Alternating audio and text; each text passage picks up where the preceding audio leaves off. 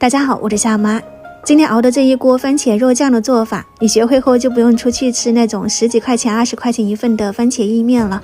这个做出来的味道很浓郁很香。和邻居朋友分享了一份，他说如果我搬家一定要跟着我走。那在熬酱之前，想和大家分享一下如何挑选番茄。我手上拿的这两个，不管从颜色还是味道上都不一样，一个是粉番茄，一个是脆番茄。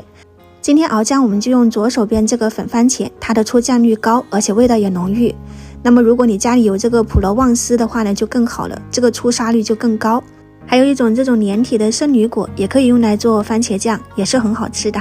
那首先要准备1200克的番茄，我是用了一点粉番茄，然后一点普罗旺斯。普罗旺斯是在小妹家买的，然后吃不完有一点软了，赶紧用它来做酱。洗干净去蒂后，用烤箱200度烤上20分钟。空气炸锅也是一样的温度，反正就是200度，把它烤成这样子皱皱的、软软的，这样去皮很容易。烤好后就有点像番茄罐头，用手一按，非常的软烂。如果不软烂，你就要用破布机给它打碎，打成番茄酱。再来准备番茄一半的肉量，大概是600克。这种有肥有瘦的话呢，尽量用前腿肉，口感更好。这种筋瓤一定要切干净，因为你不管是手工切还是用料理机打都打不烂，而且也会影响口感。然后我们给它搅成肉末，大概1分钟就可以啦。像这样子放到碗中先备用。这是我提前剥好的一把大蒜，就是你的手掌有多大就剥多少。然后就是1节这种芹菜根，还有半截胡萝卜跟半个洋葱，把这些配料都给它切成小块。切好后放进绞肉机里面，同样是给它搅成碎末，像这样子就可以啦。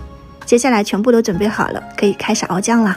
锅里面倒入200毫升的食用油，先开中火，就是没有烧那么热，就把我们切好的这种肉末放进去，用中小火慢慢的炒，把它炒开，这样就不会崩得到处都是。把水分稍微炒干了以后，像这样子冒油花了，就放入之前搅好的4种配菜，再次翻炒均匀。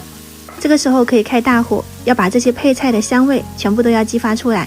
也可以看到油都已经是滋滋冒的，而且颜色有一点变了，就可以放入我们之前烤好的番茄啦。用锅铲一压就碎掉了。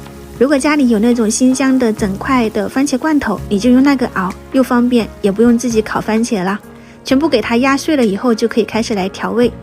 磨上一点黑胡椒粉，30-40克的白糖，1大勺食用盐，再转上2到3圈的生抽。老抽也是一样，你转个2到3圈上个颜色。一点米酒或者是白酒去腥增香，挤入蚝油。如果家里有这种黄油，你加入1块进去，增加奶香味，没有就不放。把这些调料都把它拌均匀。熬这个酱挺轻松的，不要去加水啦，因为番茄里面有很多水分。我们把它拌均匀以后，我们就盖上盖子，开成中小火，让它自己在那里熬煮大概30-40分钟。你中途记得就要去给它翻一下，防止粘锅。然后你开盖后再熬个10分钟。可以看到表面的油都已经变成红油了，稍微放冷后颜色会更深，这样我们的番茄肉酱就熬好了。出锅前一定要试一下味道哦，它的味道要稍微的咸一点，要浓郁，因为拌面条是没有味道的，全靠这个酱了，咸一点没有关系的。然后出锅后，这个红油是可以覆盖整个酱的，这样熬出来的酱它不容易坏，油封住了酱，它是可以保存一个延长时间的。早餐煮面你可以用意面，就是这种长的螺旋的都可以，比较劲道。然后还有就是这种鸡蛋面也是口感很劲道的，但是你不能用挂面，挂面容易坨，然后它也比较软烂。意面煮10几分钟，鸡蛋面大概是煮8分钟就可以出锅了。也可以用手工面哦，反正就是劲道的面条都可以配这个酱。淋上1大勺番茄肉酱，再来1小半的这种红油，淋上去以后，整个滋味就拉满了。感觉每个周末西餐厅的生意是最好的，那其实小朋友拉过去就是想要吃这种番茄意面，其他的他也吃不了多少。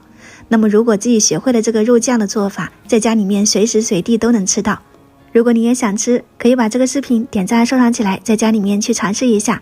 其他的酱密封起来可以吃上一段时间啦，冷藏冷冻都可以。今天就分享到这里，我是夏妈，我们下次再见。